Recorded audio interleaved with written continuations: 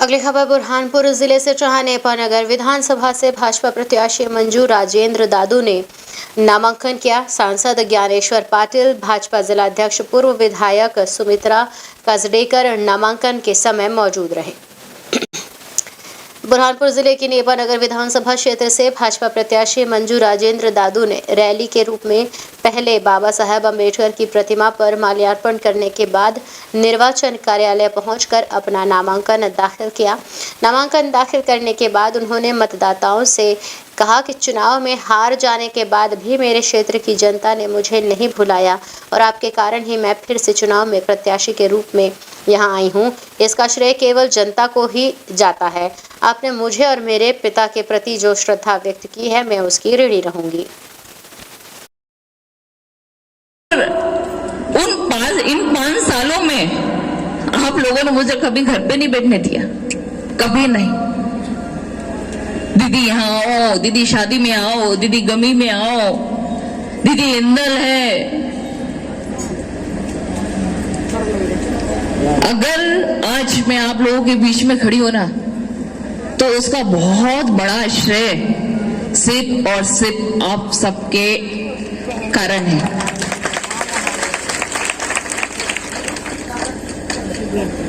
नहीं तो इस दुनिया में तो बहुत से लोग आते हैं और बहुत से लोग जाते हैं, कौन किसको याद रखता है। लेकिन आप लोगों ने मेरे हारने के बाद भी मुझे याद रखा। आप लोगों ने मेरे हारने के बाद भी मेरे पिताजी के कामों को याद रखा। पता नहीं उनने क्या संबंध बनाया था आप लोगों से, क्योंकि जब संबंध बनाया था ना, तब मैं नहीं थी आप लोगों के बीच में।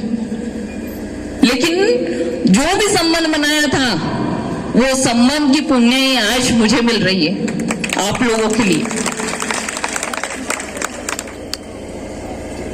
बस मैं इतना कहना चाहूंगी कि मैं भारतीय जनता पार्टी की एक छोटी सी कार्यकर्ता हूं, बहुत छोटी सी।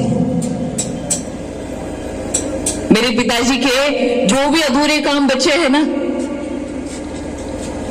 मेरे अकेले की बस की बात नहीं है। मेरे पिताजी ने मुझे कोई बता के थोड़ी ना गए थे कि बेटा मंजू, मेरे जाने के बाद देखना ये रोड अधूरा पड़ा है। उन्होंने ये थोड़ी ना बताया था कि मंजू देखना, जाने के बाद नेपाली मीडिया बंद होने वाला है, उसको चालू करना है। उनके आशीर्वाद स्वरूप आप लोग थे मुझे बताने के लिए कि बेटा तेरे पिताजी की ये सपने अधूरे हैं, इसको पूरा करना है। वो तो यूं चले गए हमारे बीच से, कुछ समझ में ही नहीं आया। मैं आप लोगों के बीच में सिर्फ आशीर्वाद लेने आई हूं कि जितना स्नेह आपने मेरे पिताजी को दिया, उतना स्नेह आप लोग मुझे दे। हम सब मिलकर इस क्षेत्र का विकास करेंगे और इस क्षेत्र को आगे बढ़ाएंगे। उनका सपना था। न्यू वीडियोस की अपडेट पाने के लिए सब्सक्राइब करें इंडियन न्यूज को और बेल आइकन को दबाएं।